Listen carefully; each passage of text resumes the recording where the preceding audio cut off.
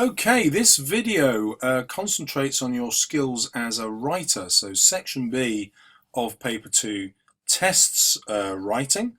The kind of writing you'll be given is either to persuade, to inform, or to argue. And I'm going to show you that actually they're very, very similar kinds of writing, and you use the same skills. But before we look at that, let's look at this fascinating fact. This question is worth 40 marks. The whole paper, I hope you remember, is worth 80 marks, which means section A, questions 1, 2, 3 and 4 only come to 40 marks, and section A takes 1 hour, and you only have 45 minutes left to do this question to get 40 marks. Doesn't seem very fair, does it? In fact, it looks like the challenge of this exam is having the energy to get these 40 marks after your hour on paper section A. So my top tip for you here, and you won't like this perhaps, but you should try it in a mock, try it in practice. My top tip is you want as many marks as possible on this exam, so logically you must do this question first. You know, earn those marks when you're fresh, when you're full of adrenaline and ready to go, not when you're knackered after an hour and you've still got 45 minutes left, and then you've somehow got to cram in 40 marks into those 45 minutes. Okay, well, let's both catch our breaths now and think, what does this question actually want from me? Well, the first thing you'll notice is that you'll be given a controversial topic, but it's one that every single 15 and 16-year-old in the country should have a point of view about. So the good news is you won't have to think too much. The bad news is you don't have to think too much. Why is that bad news? Well, if you're aiming for 7, 8 and 9, or in old money the A and the A star, how are you going to make your writing more interesting than someone else's? Bit of a challenge, isn't it? So I'm going to show you lots of ways to make your writing better than the other candidates. Okay, the other thing to bear in mind is that you'll be given some sort of point of view. Some students get it done for them, some don't do it at all. Students should be relaxing in their free time, and that's really to give weaker candidates a prompt to write with. So a weak candidate would just be able to steal this language to start their writing, and it's already full of persuasive techniques. You've got repetition, some and some. If you've been paying attention to previous videos, you'll know that's called anaphora.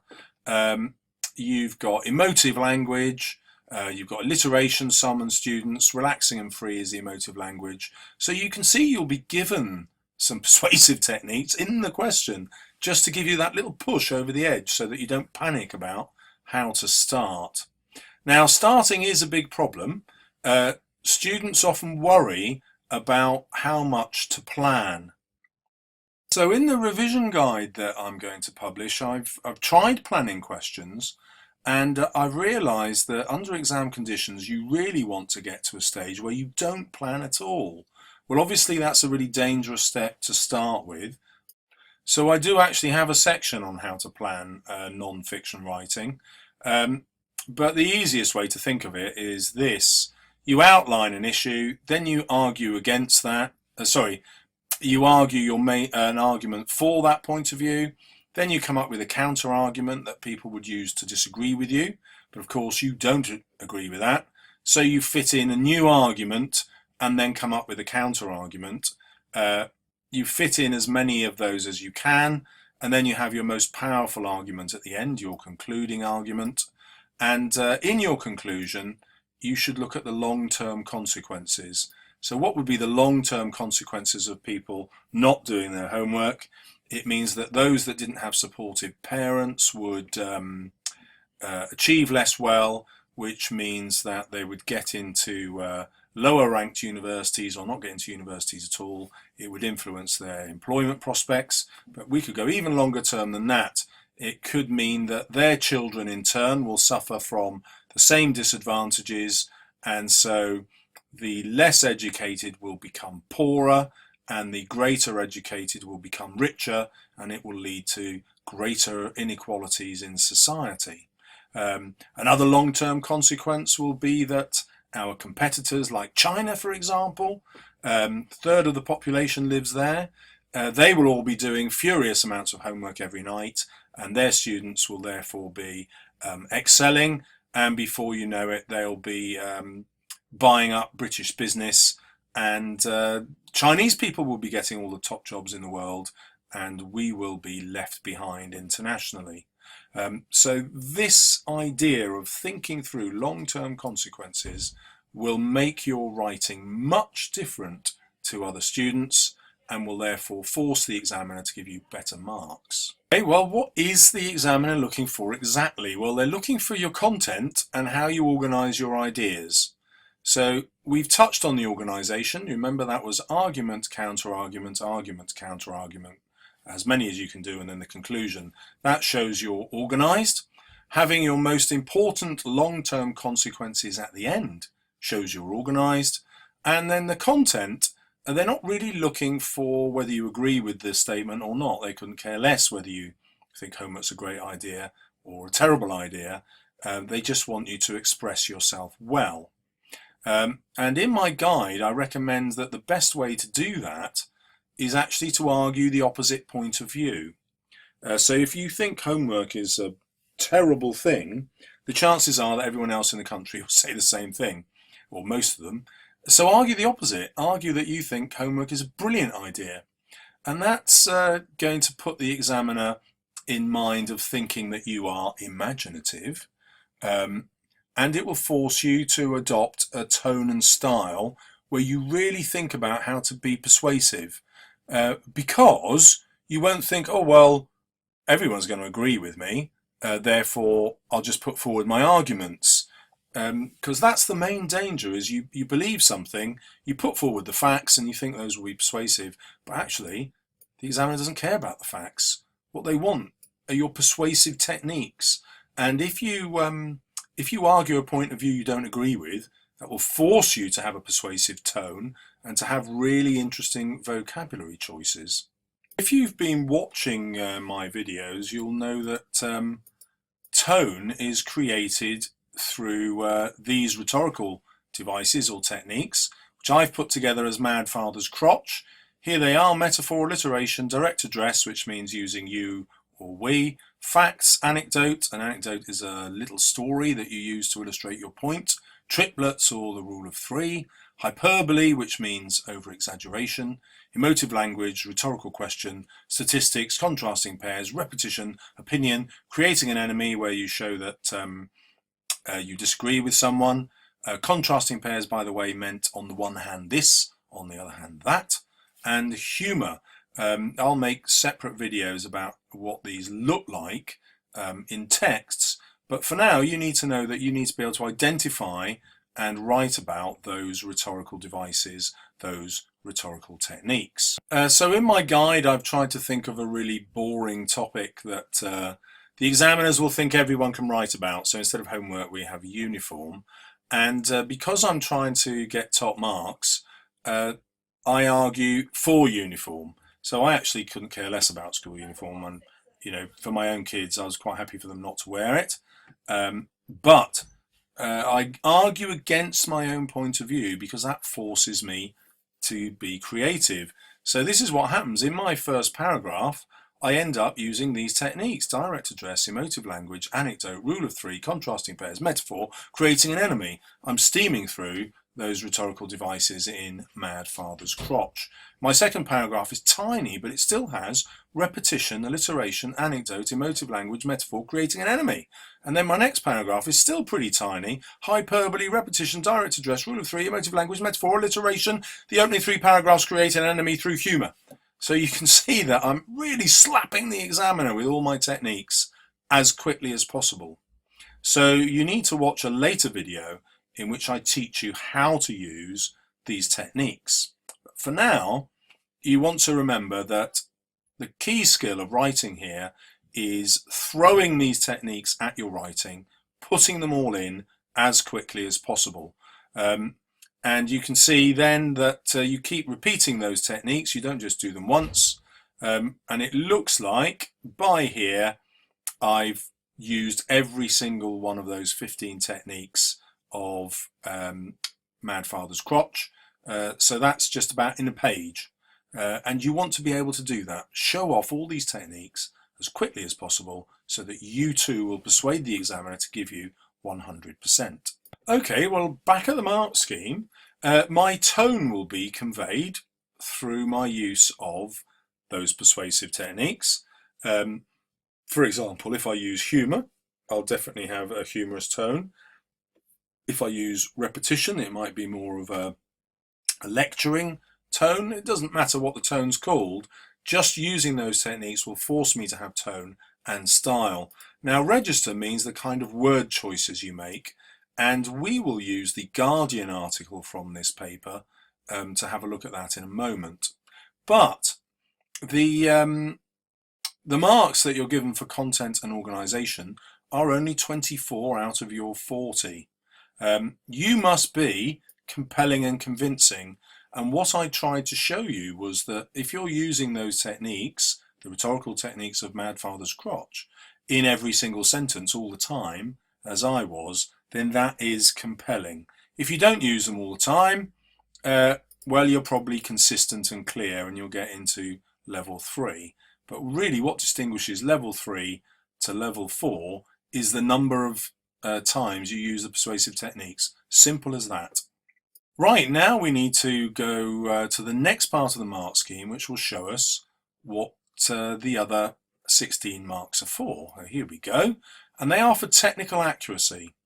And this is where most students go wrong. They don't take the time to train themselves to write well using the correct spelling and punctuation. Well, let's go through a step at a time. If you have a range of vocabulary, not only will you get higher marks in your content, where it'll force you to have a really good tone, and remember register, which is also another word for vocabulary, was marked in content, your vocabulary also gets marked here. So if you've got good vocabulary, you get double marks, but the same thing holds true in the inverse way. If you have rubbish vocabulary, then you get rubbish marks here as well as in the contents. So vocabulary is a main choice. You're always trying to show off with your use of words. Never be lazy in your vocabulary choice. Now you have to have sentence structure, which must be clear for clarity, but they also have to have a purpose and effect. In other words, you've got to try and control the reader's thoughts or control the reader's feelings through the kinds of sentences you write. And then finally, spelling and punctuation. And I think because this comes last doesn't mean it's the most important point. I think it's a secondary point to your choice of vocabulary and how interesting your sentences are. So bear that in mind. Crafting interesting sentences is actually going to be super important. Then you've got lots of examiners speak about what they're actually looking for, and that's too much to think about because there are 6 bullet points there, and oh gosh, there are another 6 bullet points. There's 12 things to think about. I'm never going to remember that, so I'll try to simplify it. And here's how I've simplified it in the guide. I've taken it down to just 5 simple things. So have an imaginative structure. Don't start in the way that everyone else will start. And another way to have an imaginative structure is to start each sentence with a different word or in a different way. And another way to get an imaginative structure is simply to cram it full of those persuasive techniques from Mad Father's Crotch. Then this repeats that idea. Use lots of techniques and use them originally. So if you're using some alliteration, don't just use 4 words that all begin with the letter C and you just put in catch me crazily complaining because it's alliteration when it actually sounds stupid and wouldn't fit your purpose. You wouldn't be crazily complaining, probably anyway. Show off with your vocabulary. Too often students forget to do that and they don't actually teach themselves a good vocabulary. One way is simply to read, and the other way is to go to a dictionary. You know, learn a word and use it every day. It's not hard. Show off your different types of sentences, and the more you get to playing with this, the better your writing will be.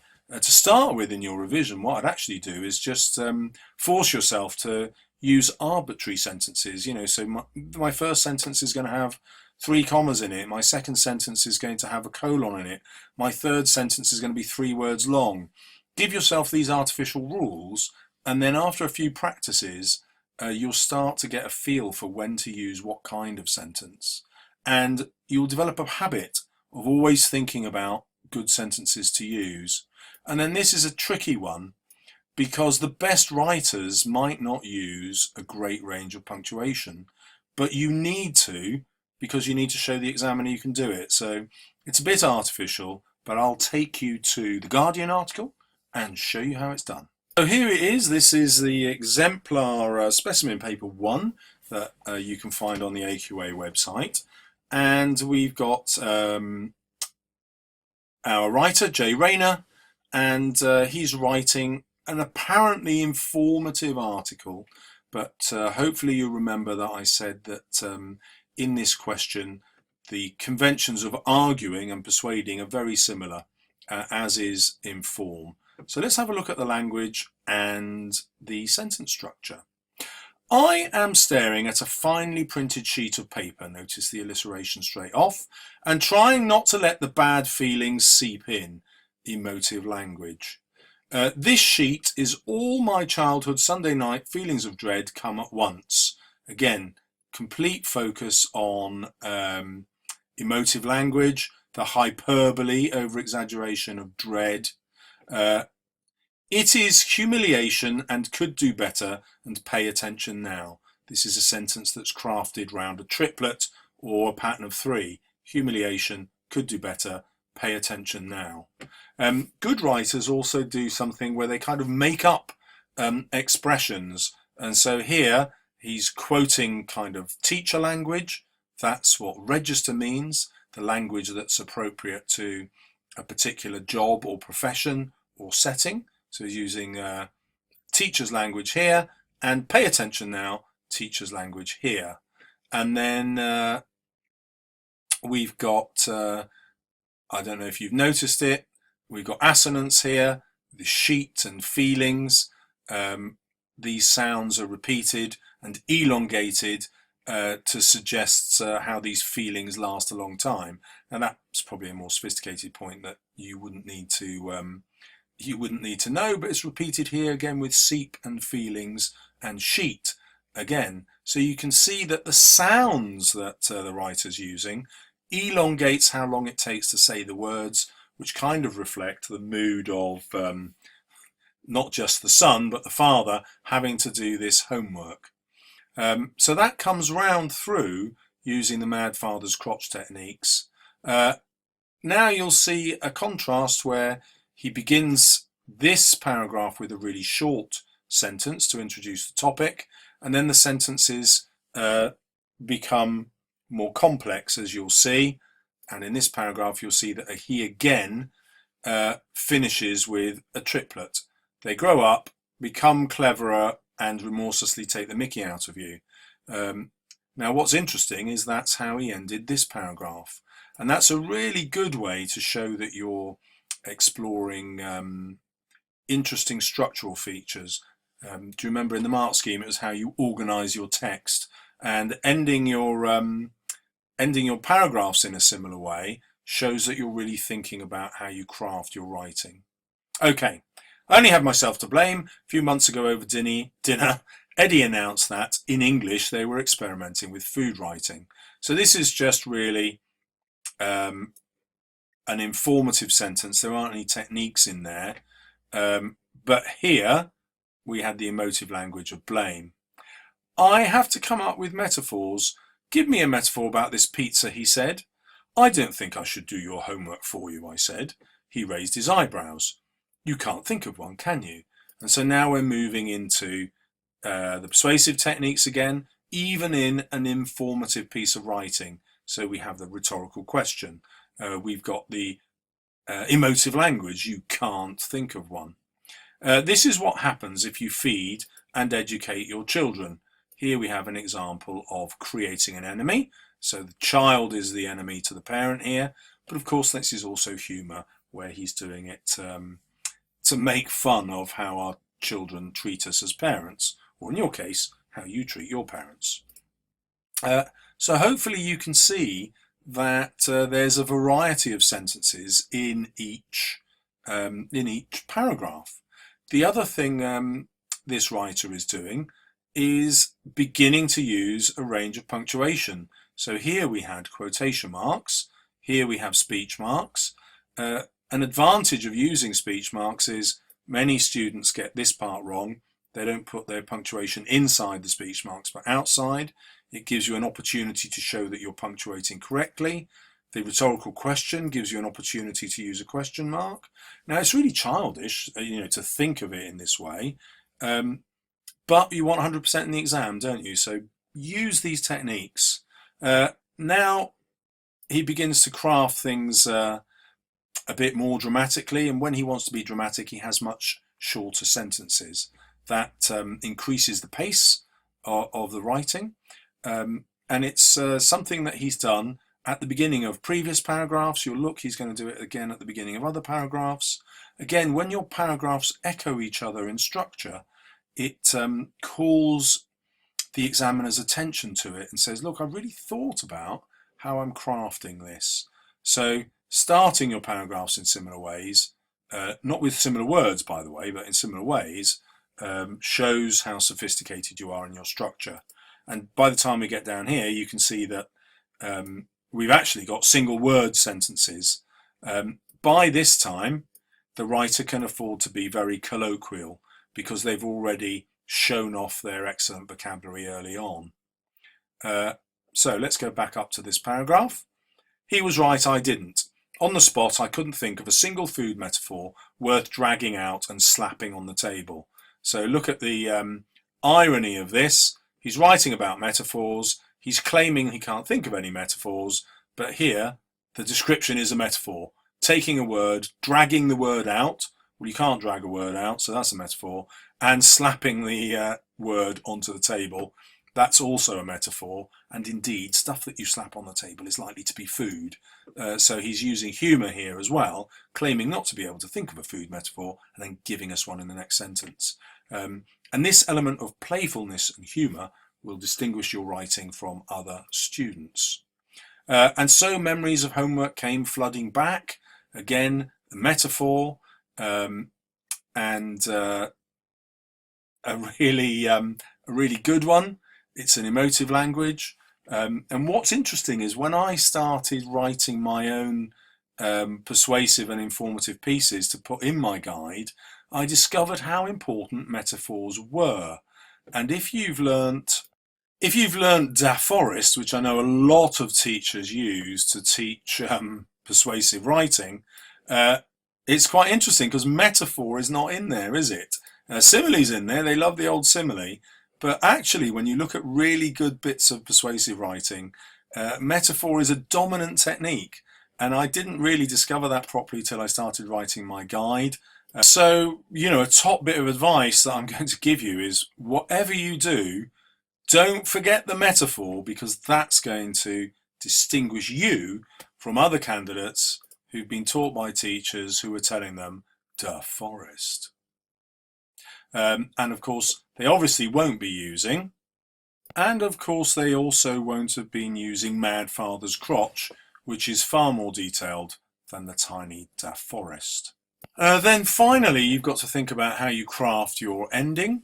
So here you can see he's written a really short paragraph, only 2 sentences long. He ends it with a rhetorical question which invites the reader to consider further. That's an easy technique to use. Please steal it. End with a rhetorical question if you can. Let's just quickly whiz through and now look at the experiments he's making with punctuation. So we've got the question again, could be rhetorical. There's a rhetorical question. This technique is using of really short sentences that fits his tone. Here we can see he's cunningly put brackets in. That's cheating a bit though, of course, because it's a maths problem. He's chucked in an ellipsis. So just like you can chuck in lots of different techniques in punctuation, almost for the sake of it. I like to think of it as play. So get out there, play, enjoy yourself. And if you want to know more, Look out for the guide. It is a guide to 100% and will give you much more detail than you can get in the video. So good luck in your revision. If you'd like more videos, don't forget to subscribe. Welcome to today's video on writing to persuade. This is a kind of writing that you get on the examining board that I'm teaching, OCR, and particularly AQA, and I believe also in edXcel. So the skills I'm going to teach you are transferable.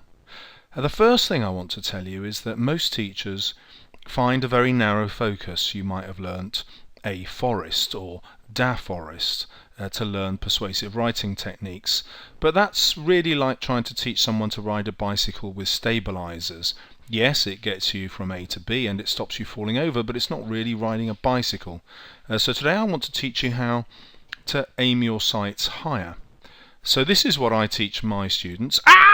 Faster croc! That's my handy mnemonic for remembering nearly all the persuasive writing techniques. A, alliteration. H, hyperbole, which means over-exaggeration. Notice it's spelt hyperbole, but pronounced hyperbole. F is for facts.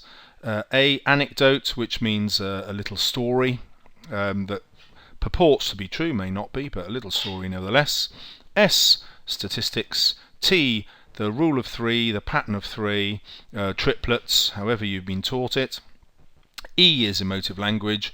R is repetition. C, contrasting pairs, and I'll explain what that is later using the great Jeremy Clarkson as an example. R, rhetorical question.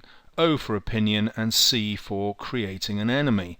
So that's where I started raising the ambitions of my students, and we'd do this as a starter activity. I'd just get 5 people up and they'd have to go through this whole list in order from memory, and it works remarkably quickly. If you want to remember it, here's my little clue. That's what's happened when the faster crocs got you. What I use in class is in fact drawing. And you'll see that in a minute. So here's I've had to write it from memory. I just give the students the typed version, so it's just the mnemonic, and then I have to add things as they call them out in order. But you will have noticed, if you were perceptive, that my mnemonic has changed from a faster croc to faster crotch. If I go back there, you'll see that the crotch has been misspelt. Normally has a T in it, but I'm attempting to get humour in here. Many boys in particular really enjoy putting humour into their writing, and it's encouraged in the mark scheme. And girls, I know you're humorous too, put it in. So, a faster crotch. Well, what's that? That was my bottom set year 9 came up with this. These are their sizzling sausages, which count for alliteration. That's F acting, facts, F acts, cool, eh? This we had a teacher in my school called Mr. Bowl, and this was his daughter. Hyperbole, hyperbole. Contrasting pairs. Emotive language. Rhetorical question. Repetition. And so the idea is that these pictures themselves become mental triggers, and I'm getting you to think through different ways for you to learn this so that it just becomes second nature. And that's important. You don't want to be thinking about these techniques, you want them to come immediately to hand. Rule of 3. A little story, which you remember was an anecdote. Percentages must be statistics. Opinion, the pie in the onion. Opinion. Right, let's look at the mark scheme. Many teachers will hide the mark scheme from you. Many more will show it to you. But that's too verbose. It's got too many words in it. So I always simplify it by looking at the keywords. Well, here they are. But even so, that's not quite as helpful as just getting rid of all the words you don't need. And so now I know what I've got to do. 65% of my marks are for sophisticated control of linguistic devices. Well, what are linguistic devices? Well, you will not be surprised to hear they are all the techniques in A Faster Crotch! So if I've got that in my writing, I'm hitting all of these. And by the way, this is the criteria for the A star. And do you remember I told you that those pictures were contributed by my bottom set year 9? And they genuinely were. And you can always aim much higher than the level you're at. You're not going to get immediately up to an A star from a grade C, but you are going to be able to use an incredible number of those techniques and find that your grade rockets as a result. You're going to progress much more quickly because you're ambitious. You may have a teacher, in fact most teachers in schools, will set you just one target to improve on, which is great. You are going to progress, aren't you? And you're going to see yourself getting better. But if you only improve one tiny little step at a time, you've got to be practicing a hell of a lot to make massive progress. And so my shortcut to that is be really ambitious, try lots of things at once, and be prepared to fail. You know, if I try 10 things and fail at half of them, that's not a failure. I've still succeeded at 5, and I probably got close at a couple more. Anyway, enough of the rant. Linguistic devices. Faster croc. Demonstrates style and flair. Now this is particularly annoying to a student because it doesn't mean anything. What does style and flair look like? Well, hopefully if you stick with this video I'll be able to show you. Vocabulary is imaginative and ambitious, and that's really a case of you just going for it. Don't worry if you can't spell the word. If you think it's going to work really well in your sentence, put it in. There is a little word of warning, especially, and I'm sorry to be sexist about this, but this is true, especially if you're a boy, because when you're using humour it's quite easy to get carried away and forget who the audience is for your writing. And so that's my only word of warning today. You really do need to be careful that you're quite appropriate with the humour and the language that you use. But other than that, you can get away with anything. Next, the examining board is really helpful. They actually want a well-crafted opening and a deliberate ending. That's really useful to know. If you're running out of time on the question, you're going to get a lot more marks for the way you finish it rather than just stopping. So it's worth jumping to the end. You know, even if that leap to the end isn't that convincing, you're running out of time. As long as the end itself is convincing, that's going to earn you a lot more marks. And then here we've got another one of those things. Oh yes, I need to paragraph. That's very interesting. Okay, I can do that. Changes of time, topic and talk. Yep, I'll put my paragraphs in. But what does varied for effect mean? And I shall try to show you that in today's video. Okay. Well, that was 65% of your marks, and now we've got the 35% of your marks that are available for your accuracy. However, you might start to notice an interesting pattern here. Ambitious vocabulary plays a large part, and if I just go back to our previous one, you'll see that vocabulary was something mentioned before. Here it is. So your choice of words actually counts twice. That's really useful to know. That's why if the spelling goes wrong, it's not quite so important, because you get credit for the word in 2 parts of the marking criteria. Yes, they want very few spelling errors, but actually if you're only making errors with the words that you're really stretching for, that will still count as very few. And interestingly, this is the A-star criteria. You know, it doesn't have to be perfect. Lots of people can do this. Right, well, what else do I need? A wide range of sentence structures. Well, the easiest way to think about this is sentences that start in different ways, and I'll try and model that for you later. Remember that, it's going to be a really crucial technique. Sentences that start in different ways. And then here, use punctuation consciously. And if you can imagine just having a load of punctuation in your pocket and chucking it at the page, it's almost as ridiculous as that.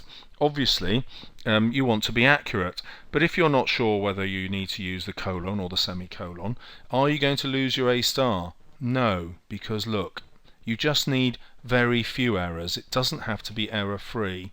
And the other part of this is, if you're striving to use sentences that use different sorts of punctuation, they will be much more interesting sentences. Your writing will sound much better, and consequently you'll get much higher marks, even if, and remember this, even if you make mistakes.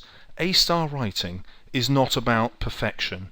It is about risk-taking. It's about having a go. And you really need to get into that mindset where, yes, it's an exam, but I'm really going to give this a go, even if it doesn't fully come off.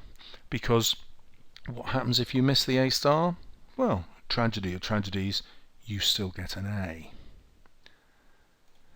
Right, let's look at an example given to me by the OCR exam board, and they tell me that this is worth a band 2. In other words, it's probably an A grade response. I won't read it yet, but I'm just going to show you my next screen. Do you remember I told you about the start of sentences? Well, look at how these start. My, and, she, her, Stacy. During, alright, that's slightly different. During, when, the. In other words, this candidate here has a really conventional style. Another when down here. Not ambitious, not a risk taker. This is someone who is saying, I don't want the A-star, I'm not prepared to take a risk. Okay, so that's a really valuable lesson for you. When you're writing, take that risk, be adventurous. I like to train my students to think of the exam as an opportunity for them to show off and take control. And I mean that absolutely, because if it doesn't come off, you're still going to write something that's possibly as good as this. Or if you're aiming for a B grade, you might lack accuracy, but your sentences will be more interesting than these, and that will push you much closer towards the A. So let's have a look at it. My best friend Stacy couldn't believe it when she got the lead in the school play. The anticipation of all those eyes fixed on her was too much to contemplate. And immediately you can see that this candidate is thinking, right, well, I really want my grade, and so I'm going to focus on my vocabulary. Let's put that in purple. So we've got anticipation, we've got contemplate, and that distinguishes it from a lot of other answers. And the part, it had been made for her. She rushed home to give her family the brilliant news, after she had dutifully informed all of her friends, of course.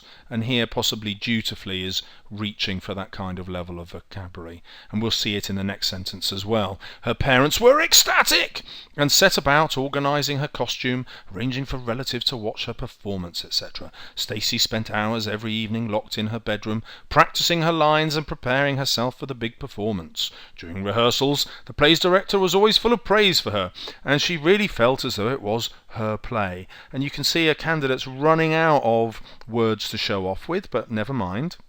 When the night of the opening performance arrived, Stacy was brimming with confidence, and here perhaps the candidate's reaching for interesting language, interesting vocabulary, and felt that this was her moment to shine. And here they're reaching for that vocabulary, but it's turning into cliche a bit, isn't it?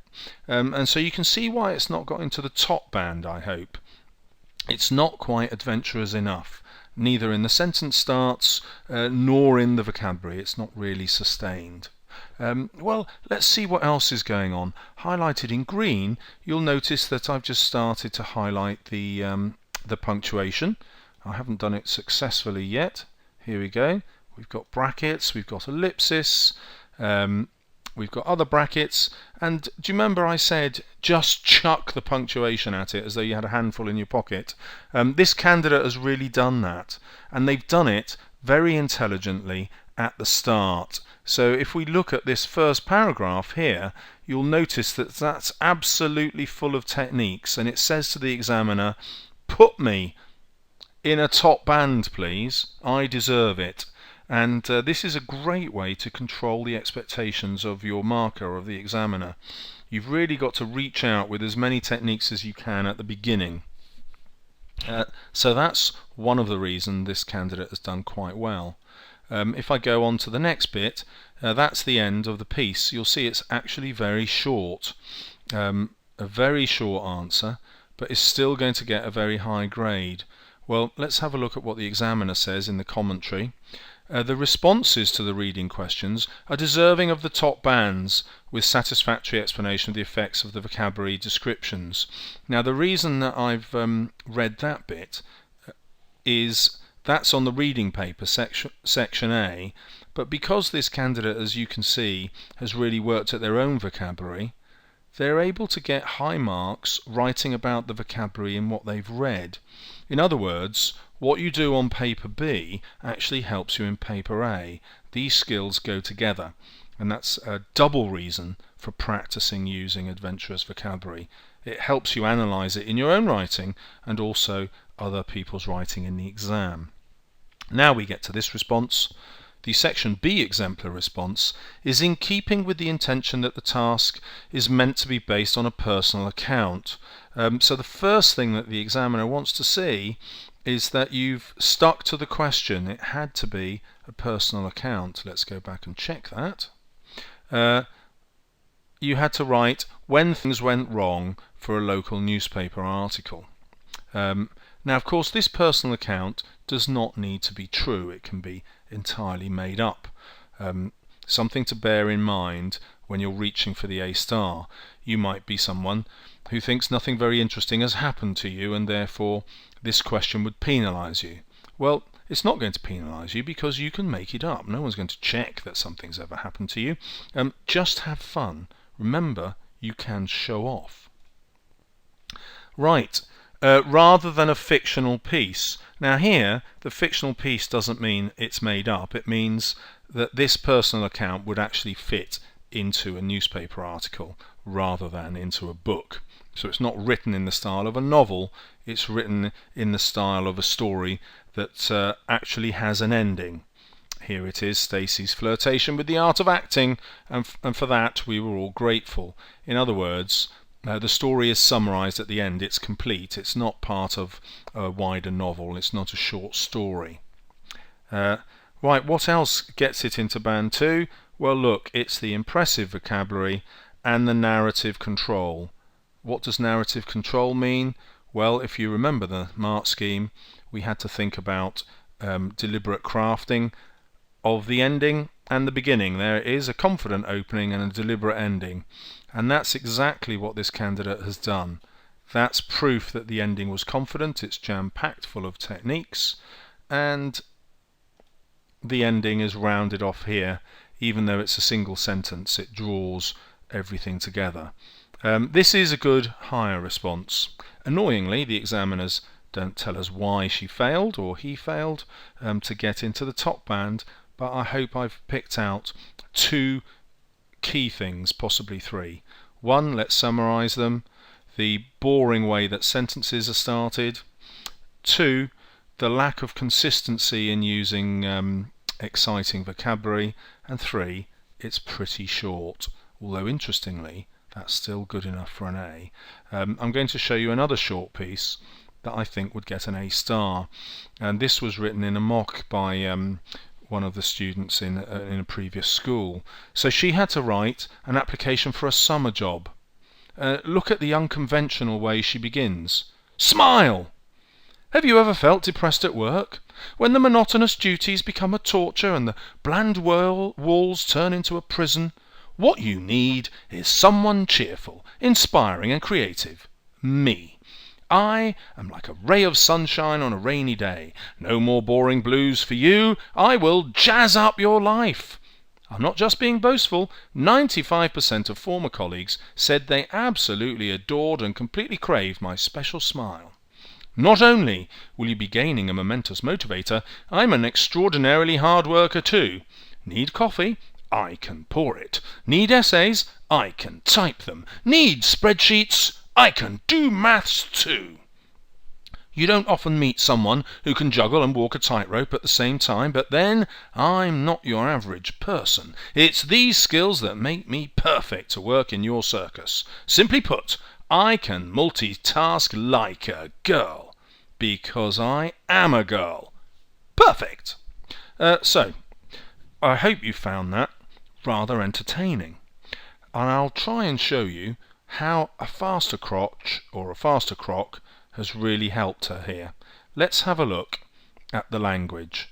Well, if I'm crafting sentences for effect, I've got a single word paragraph here. There it is. So I'm getting a mark for that. And look at the way she begins her sentences. Have, when, I, no, and you can see I'm. Things aren't getting repeated. Not, need, this repetition then is for effect, isn't it? I again, another need, I again, but these repetitions again are a beautiful kind of chorus, if you like, a repetition that's deliberate. You, it's, simply, perfect. And you can see that actually this candidate is really crafting their writing. Let me just clear those annotations and we can start looking at the techniques.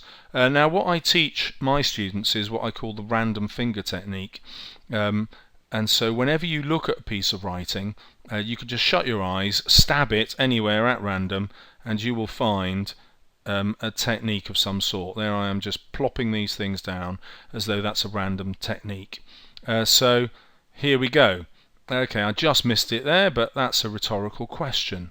When the monotonous duties become a torture, well, that's suddenly a metaphor, isn't it?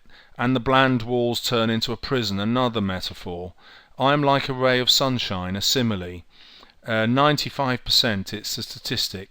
This is actually the only weakness in the answer. It's obviously a made-up statistic, isn't it? But it still works. I'm not just being boastful, emotive language. I'm an extraordinarily hard worker, emotive language. Need coffee, rhetorical questions. Need essay, repetition for effect, rhetorical question. You get the idea. Anywhere that your finger goes, there's a technique. In other words, this is a candidate who's trained herself to use a faster crotch no matter what. Every single sentence will have a technique in it. Now the way to practice this is actually remarkably simple.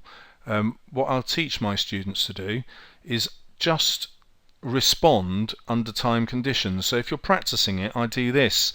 I start somewhere on my list and I say to them, right, you've got 1 minute and 1 minute only to come up with a sentence. And so the first one might be that. Okay, your first sentence has to have a rule of 3 in it. You can carry on writing a bit more in the 1 minute, but go. And at the end of the minute, I'll hit the next one. You must use emotive language in your next one, and 1 minute, and so on. In the third minute, it's repetition. Now, of course, if we go back to the response that I showed you earlier, you'll see, hopefully, that she's trained herself to use more than one technique in each sentence. So here, she began with that one word sentence.